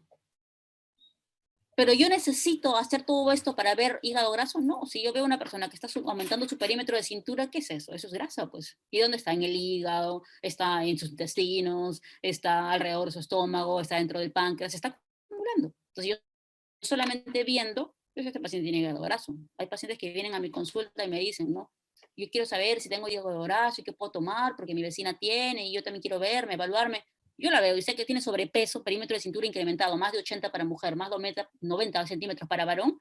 Obviamente que tiene, porque todo lo que está consumiendo ese sobrepeso se acumula en el hígado, porque esa es la función que tiene el hígado, acumular el exceso para que después, si te pusieras a invernar, cuando llegue la época de invierno, pudieras utilizar todo eso.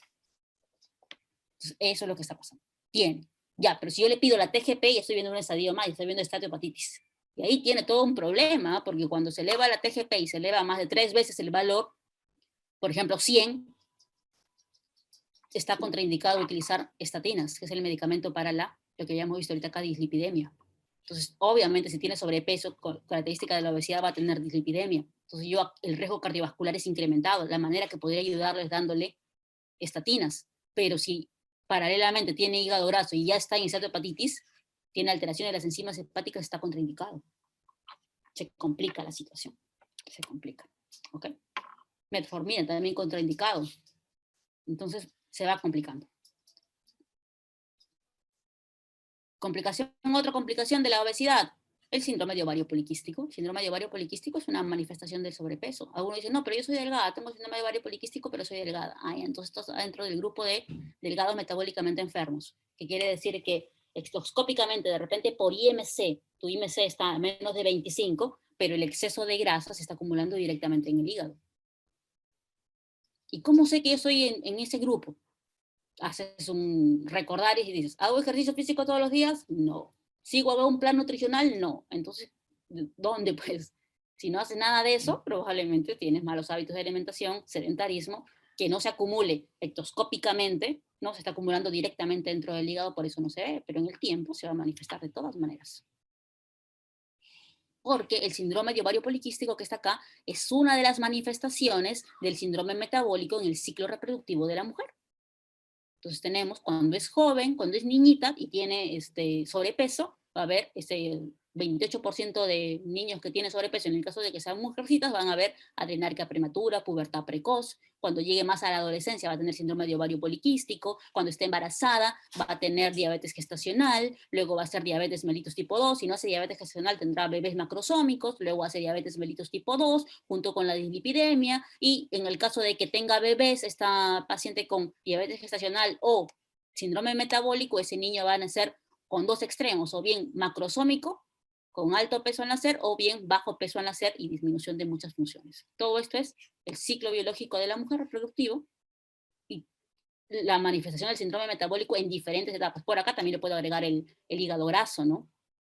Entonces, en este momento, ¿qué pasa en el síndrome de ovario poliquístico? El exceso de comida, de carbohidratos, de consumo, lo que va a hacer es que en una primera etapa el cuerpo empieza a producir, en el cuerpo de la señorita, empieza a producir grandes cantidades de insulina para poder bloquear toda esa cantidad de carbohidratos que estoy comiendo. Entonces hay un hiperinsulinismo, pero la insulina es una hormona. Y como es una hormona, no tiene que estar ni en valores bajos ni en valores altos, porque como toda hormona, si está fuera de los parámetros normales, hay alteraciones. Entonces, cuando yo tengo hiperinsulinismo, el hiperinsulinismo es la manera de inmolarse que tiene la célula beta para evitar la hiperglicemia, porque la glucosa en altas cantidades es tóxica. Se producen los productos de glicación avanzada, así que prefiere sacrificarse y producir grandes cantidades de insulina, pero la insulina tampoco en grandes cantidades es adecuada. ¿Qué va a producir la insulina en grandes cantidades? Tiene muchas complicaciones. Hace que se acumule más grasa en tu hígado, produciendo hígado graso, va a tu arteria y hace que más LDL se acumule, produciendo dislipidemia, que hace además a nivel de la piel, hace que los melanocitos se hipertrofien, todas las células superficiales de la piel, produciendo acantosis nigricans en el cuello, en las axilas. ¿Qué más hace? Hace que se acumule más grasa a nivel de tu perímetro de cintura, produciendo un perímetro de cintura incrementado y aumentando el riesgo de problemas cardiovasculares, hace que se hipertrofie tu ventrículo izquierdo, produciendo alteraciones cardíacas, hace que haya compresión de las arterias, produciendo hipertensión, y en el ovario también. La insulina es parecida a la LH. Entonces activa el ovario y el ovario empieza a producir hormonas, porque el ovario produce hormonas femeninas y masculinas. Androstenediona dentro de las masculinas, andrógenos. ¿Cuándo? Cuando es estimulado por la LH, porque necesitamos andrógenos, pero si yo tengo una hormona parecida a la LH, que en este caso es la insulina, la activa y se empieza a producir andrógenos. Y vienen todas las complicaciones de tener mayor cantidad de andrógenos, que alteraciones menstruales, acné, aumento de la vellosidad, hirsutismo, caída del cabello como varones, androgénica. Además, la insulina alta va a la pituitaria y se parece a la hormona liberadora de gonadotropinas y hace que directamente de la hipófisis se libere más cantidad de LH. También va al ovario y el ovario, como se parece también a la LH, hace que se produzca directamente los andrógenos. Entonces, ¿qué es el síndrome de ovario poliquístico? Una manifestación de la alteración de la producción de insulina. Entonces, si yo bloqueo desde el inicio, le quito todos los carbohidratos de absorción rápida, disminuyo su ingesta de carbohidratos y sobre todo de los dulces, los quito completamente, ¡boom!, bajó la insulina. Si bajó la insulina, que lo dosamos en laboratorio y decimos por encima de 12 la insulina está alterada, entonces si yo bajo la cantidad de insulina, deja de haber esta sobreestimulación en el ovario, y esta sobreestimulación es la que le produce los quistes y da el síndrome de ovario poliquístico, pues. Entonces deja de haber esta sobreestimulación, empieza a producir menos cantidad de andrógenos, se regula el ciclo menstrual, y bueno, y todo eso, ¿no? ¿Qué es el síndrome de ovario poliquístico? Entonces, una manifestación del síndrome de ovario poliquístico, del síndrome metabólico, pero en una mujer joven. Aquí está el diagnóstico, los criterios diagnósticos son de Rotterdam.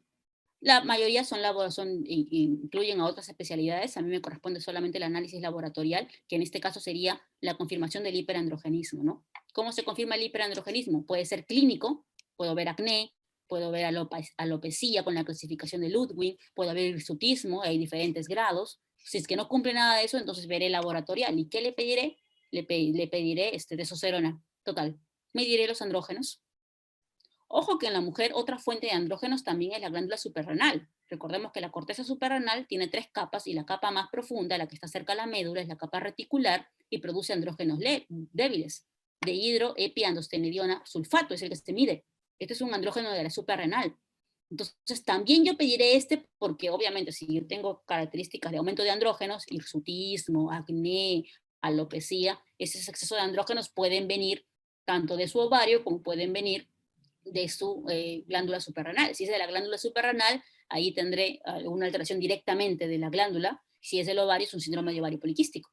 Entonces también pediré esto para descartar que no venga pues de otro sitio, ¿no? El tratamiento es diferente. Pero en el contexto del síndrome de ovario poliquístico, tenemos de que esta mujer es una mujer que tiene síndrome metabólico, tiene sobrepeso, malos hábitos de alimentación, resistencia a la insulina, quizás también tiene dislipidemia, entonces hay varias cosas más que te llevan al diagnóstico, ¿no? Y no sé si tengo algunos minutos más, tengo como 3 diapos más, a ver si me pueden decir los organizadores. Sí, doctora, sí tiene tiempo disponible todavía. Listo. Entonces vamos a hablar rápidamente de los desórdenes tiroideos, con esto para tratado de abarcar lo más común que vemos en la práctica clínica. Entonces, recordemos, ¿no? El eje hipotálamo, hipófisis, tiroides. Entonces, a nivel del hipotálamo, nosotros tenemos neuronas que son, que producen neurohormonas. Esas neurohormonas es la TRH. ¿Por qué? Porque es liberada por es una neurona la que está produciendo una hormona, ¿no? Entonces es una neurohormona.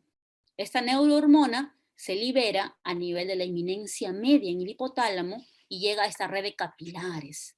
Y a través de esta red de capilares, esta parte de aquí es la eminencia media en el hipotálamo, las neuronas que producen hormona liberadora de tirotropina, que es la TRH, liberan a nivel de la eminencia media en el hipotálamo, y de ahí por esta red hay 2 redes de capilares, una al lado del otro, por el sistema portal, van a llegar a la adenohipófisis o pituitaria anterior, a esta zona. Aquí hay múltiples tipos de células, varias estirpes celulares. Tenemos las células que nos interesan ahora, que son las células tirotropas. Estas células tienen receptores para la TRH. Entonces yo puedo liberar en la eminencia media BIN aquí, pero las otras células no van a responder porque no tienen receptor. Pero hay células que se llaman tirotropas que tienen receptores para TRH y se estimulan. Cuando se estimulan estas células tirotropas, van a liberar TSH. Llega a la circulación periférica, la TSH, y la TSH va a llegar a donde tiene receptores. ¿Dónde tiene receptor la TSH? En la tiroides. A nivel del folículo tiroideo, en el tirocito, en su membrana, tiene receptor de TSH, y la TSH llega ahí y hace que la célula tiroidea produzca, en este caso, las hormonas tiroideas, que son la T4 y la T3. Se va a producir en mucha más cantidad la T4 que la T3, pero la que tiene la actividad biológica es la T3 libre. Entonces la T4, que se produce en mucha más cantidad que la T3 de 10 a 1, va a llegar al tejido blanco, que en realidad todos los órganos, todo el músculo, hueso, cerebro, todos los órganos tienen receptores para hormonas tiroideas, son vitales las hormonas tiroideas. Puede llegar directamente como T3 libre, o puede llegar como T3 total, unidad proteínas, y luego se libera y funciona como T3 libre, funciona directamente, o puede llegar como T4 total, unidad proteínas, es decir, y luego se libera como T4 libre, pero la T4 libre no es el efecto biológico. Entonces el órgano va a tener enzimas que van a lograr desyodar a esta T4 para convertirla en T3. Las deyodinasas, ¿no? Que hay 1, 2, 3, bueno, hay varios tipos de estas enzimas que ya lo tiene directamente el órgano para que cuando le llegue la T4, si está unida a proteínas, primero él se libere de la proteína, que es T4 libre, luego le quita un yodo y se convierte en T3 y listo, como T3 lo usa. Entonces eso es una reserva, ¿no? Porque si no yo tuviera grandes cantidades de T3 libres todas, podría ser un hipertiroidismo. Entonces es mejor tener a T4 y cuando llegue al órgano, el órgano de acuerdo a sus requerimientos lo transformará en T3. Y esa es la fisiología normal del eje tiroideo. Y es así que cuando yo quiero evaluar la funcionalidad de la tiroides, para ver cómo funciona tengo que determinar las hormonas tiroideas. ¿Qué hormonas me estoy refiriendo? Voy a evaluar estas, que son las hormonas directas de la tiroides, la T4 y T3, y voy a evaluar también la que estimula la tiroides, que es la TSH. Esta viene de la hipófisis, ¿no? Entonces, estas son las que yo voy a determinar para ver la función de la tiroides, la TSH, la T4 y la T3. La TSH es una glicoproteína que tiene 2 cadenas peptídicas, no recordamos, tiene la cadena alfa y la cadena beta. Tiene una vida media de pocas horas y esto es importante, la TSH no se transporta unidad proteína, se transporta libre. Las que se transportan con proteínas son la T4 y la T3. Entonces tenemos que su valor normal es entre 0.8 y 4.2. He dudado mucho en poner el valor normal porque en realidad todas las guías coinciden en lo mismo. Coinciden en que la TSH se mide de acuerdo a los parámetros de referencia del laboratorio. Entonces, si el laboratorio tengo y me dice 0.4, yo me guiaré con eso. Entonces, estoy poniendo de referencia, lo que me interesa más que todo es que vean las unidades, es microunidades por mililitro. Esto de aquí no lo tomen en cuenta, que no se ha pasado, esta parte de que se depositan en tejido graso, no. ¿Ok? Valores normales de 0.8 a 4.2, de manera general, a veces el laboratorio dice 0.5, hay algunos laboratorios que dicen no 4.2 como máximo, no, sino 5.2, no importa. ¿De qué dicen las guías? Las guías dicen de que yo me tengo que guiar del parámetro de referencia del laboratorio. Va a haber casos en donde la TSH está elevada, de por sí, no por desórdenes tiroideos, sino no, va a estar elevada. Y también en desórdenes tiroideos, ¿no? Cuando la TSH estará alta, recordemos aquí. Si yo tengo baja producción de T4 y de T3, ¿por qué? Porque tengo un problema en la tiroides. Por ejemplo, tengo un cáncer que está ocupando espacio, entonces ya no tengo un 100% de glándulas funcionantes, sino solamente un 50%, las otras está tomada, porque de repente ha experimentado radiación, ha tenido un cáncer en alguna parte, ha sido irradiado, o ha recibido yodo o algún contraste yodado y el yodo ha lesionado estas células, solamente queda menos cantidad, entonces producirá menos T4 y menos T3. ¿Qué otro ejemplo? Tengo una enfermedad autoinmune, tengo anticuerpos que están lesionando a mi célula tiroidea, como en la tiroiditis de Hashimoto, entonces produciré menos T4 y menos T3. Por el motivo que fuera, se va a hacer un feedback, ¿no? Una retroalimentación por eje. Entonces, si yo tengo menos cantidad de T4 y de T3, esto es sensado por las células tirotropas y lo que van a hacer es van a producir mayor cantidad de TSH para estimular en mayor cantidad a la tiroides. Ahora, la TSH no solamente estimula la producción, sino que además hace hiperplasia. Entonces, la TSH llega a la célula tiroidea en grandes cantidades y hace que aumente de tamaño y ahí se da el bocio, pues, ¿no? Entonces, es trófica para la glándula, así que crezca la glándula con el objetivo de que haya mayor cantidad de células que puedan producir más cantidad de T4 y T3, entonces la T4 y la T3 llegan a sus valores normales y listo, se llegó al equilibrio. Lo que quise buscar siempre es la homeostasis.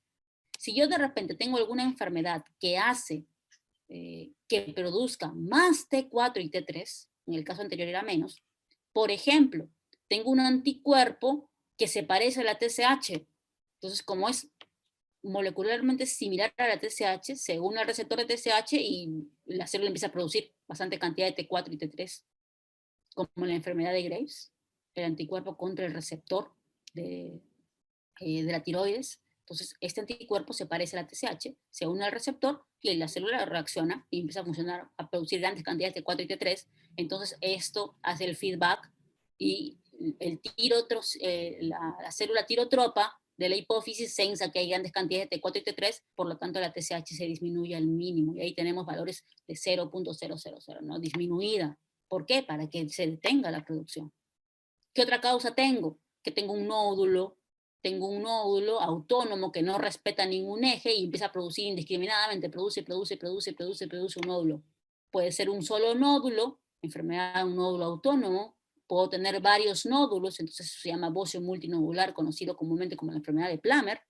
Tengo varios nódulos, pero están que producen indiscriminadamente. Va a pasar exactamente lo mismo, va a salir gran cantidad de T4 y T3, se va a censar en la hipófisis que no sé, que hay mucha cantidad circulante de T4 y T3, por lo tanto, la TSH tiene que disminuir. Entonces, de esa manera se trata de llegar al feedback, ¿no? Obviamente, cuando tengo situaciones patológicas, no voy a poder llegar al feedback y voy a necesitar el tratamiento.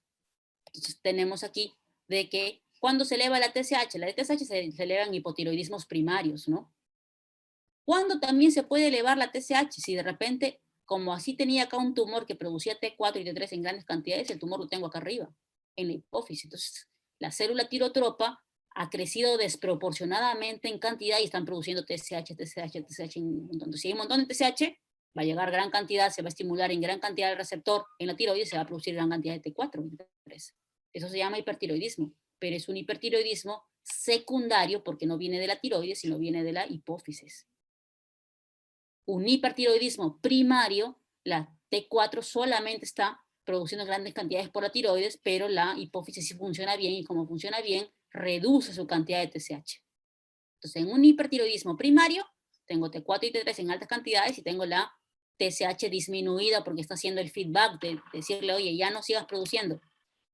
En un hipertiroidismo secundario, el problema es en hipófisis. Entonces tengo altas cantidades de TSH y secundariamente tengo altas cantidades de T4 y T3, pero el problema no es la tiroides, el problema es la hipófisis, es un hipertiroidismo secundario.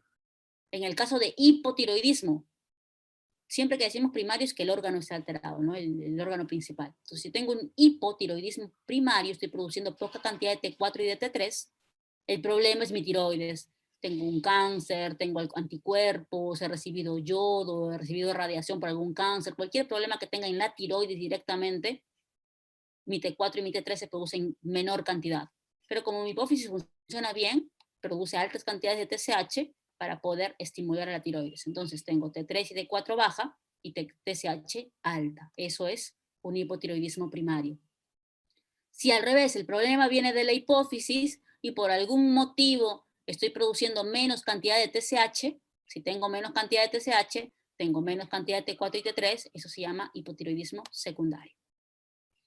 Entonces, ¿cuándo se me va a elevar la TSH? La TSH se eleva en el caso de un hipotiroidismo primario o un hipertiroidismo secundario, ¿no?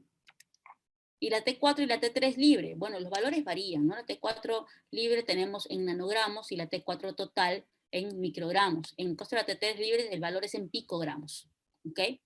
Entonces recordemos, ¿no? Que de la T3 y la T4 libre, la producción de tiroxina se une a proteínas, puede ser globulina, puede ser albúmina, puede ser prealbúmina, normalmente es la globulina la mayor cantidad, la que lleva la T4 y T3 libre para hacerla total, ¿no? Es globulina fijadora de tiroxina, se llama. Es esta la que tiene más cantidad. En menos cantidad es la albúmina y la prealbúmina, o transretinina, que es la prealbúmina también. Entonces, mayor cantidad es unida a la T4, también hay una gran cantidad de T3 unida, y la demás que sobra viene como formas libres. Pero estas formas libres son la biológicamente activa. La T3 es sobre todo la biológicamente activa. La T4 libre también sirve, pero va a tener que perder, decimos, un yodo. ¿Y cuándo lo va a perder? Cuando llega al órgano. El órgano es el que va a decidir. ¿Okay? Entonces, cuando yo tengo desórdenes tiroideos, ¿qué voy a evaluar? Voy a evaluar las formas libres y voy a evaluar la TSH. ¿Qué es lo más común? Lo más común siempre es que el problema es en tiroides. Secundarios no lo van a ver tanto, ya el especialista más que todo es el que ve los problemas de hipófisis. Entonces, los primarios, lo que más comúnmente se ve, si yo tengo un hipotiroidismo primario, mi tiroides va a producir pocas cantidades de T4 y T3 libre, y como mi hipófisis funciona bien, la TSH está alta. Si yo tengo un hipertiroidismo primario, la T4 y la T3 tienen que estar alta, eso es hiper, y secundariamente, como mi hipófisis funciona bien, tiene que producir poca TSH para que no se siga estimulando. Entonces tengo T3 y T4 libres altas y TSH baja. ¿Ok? Listo. Eso sería todo. No sé si tienen alguna pregunta.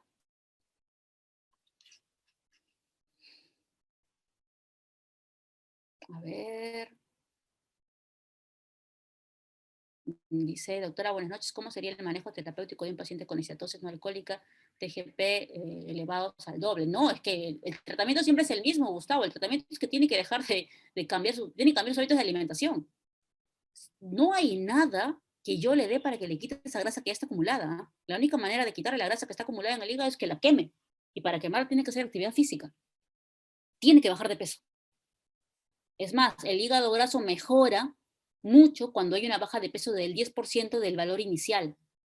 Y alguno dice, no, pero yo no tenía tanto sobrepeso, entonces tendré que medir su porcentaje de grasa corporal. Si tiene un porcentaje de grasa corporal mayor al 30%, sí tiene obesidad, pero es otra forma de definir la obesidad, no por IMC, sino por porcentaje de grasa corporal. Igual que hay ejercicio que aumente la masa muscular y cuando disminuya el porcentaje de grasa en todo el cuerpo, va a mejorar su hígado graso, pero no hay ninguna medicación para sacar esa grasa que está en el hígado. Y la TGP y la TGO, bueno, la TGO no se usa en hígado graso, es para otras enfermedades hepáticas. La TGP es la que usamos para hígado graso, va a mejorar conforme tú le quites ese estrés que tiene ese hepatocito lleno de lípidos dentro. Entonces, conforme tú vayas quemando esa grasa, vas quemando, entonces va disminuyendo la cantidad de grasa que tiene y empieza a bajar solo. Pero no hay otro tratamiento. Ahí venden que no sé qué planta, cada persona viene con cada cosa, pero no hay ningún tratamiento así que definitivamente te ayude al hígado graso tanto como bajar de peso. ¿Ok? ¿Qué más? Hipotiroidismo, hipertiroidismo subclínico, ¿cómo se llega al diagnóstico? Ya. Bueno, el objetivo es desecharlo, no es tratamiento, ¿no? Sino es la interpretación de los exámenes de laboratorio. Pero en el caso de subclínico solamente hay alteración de la TSH. Son estadios iniciales. Por ejemplo, si yo tengo un hipotiroidismo subclínico, ¿qué es lo que va a pasar?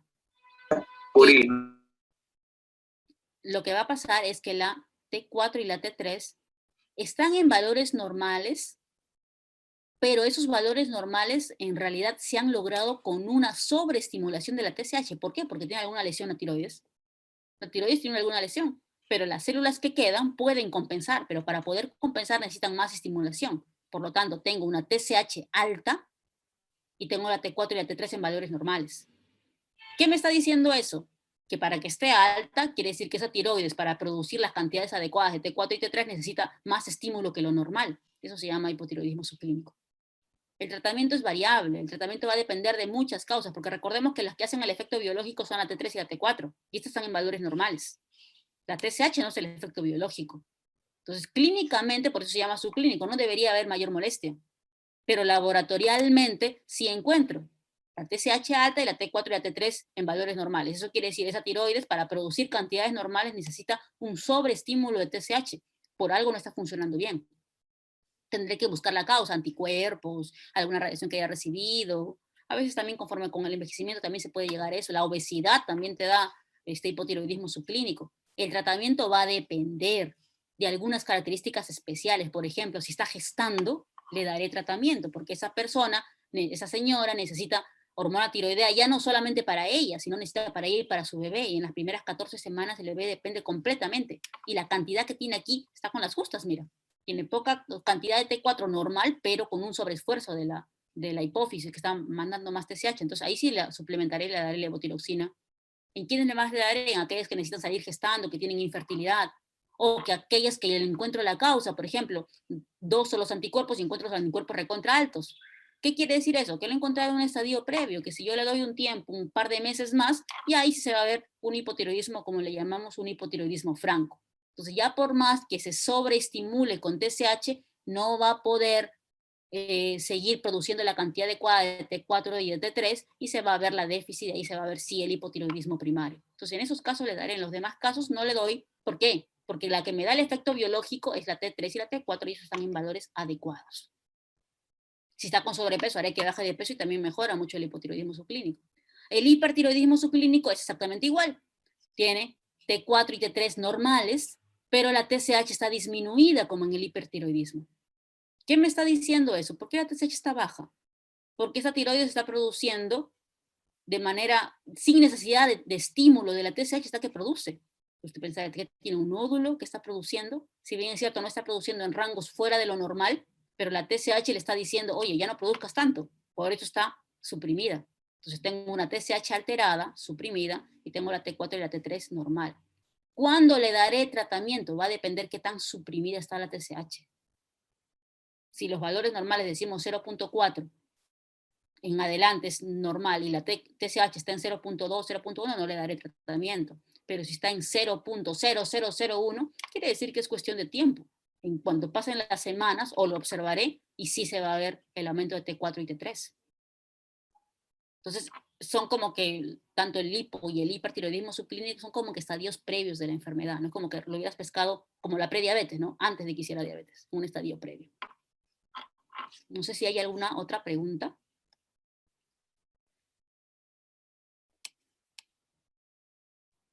Me parece que no hay más preguntas, doctora. De todas maneras, chicos, tienen un minuto para poner una pregunta si es que la tienen en el chat, si no, ya estaríamos culminando con la ponencia de, al menos la primera ponencia. Ok, si no hay más preguntas, entonces yo me despido.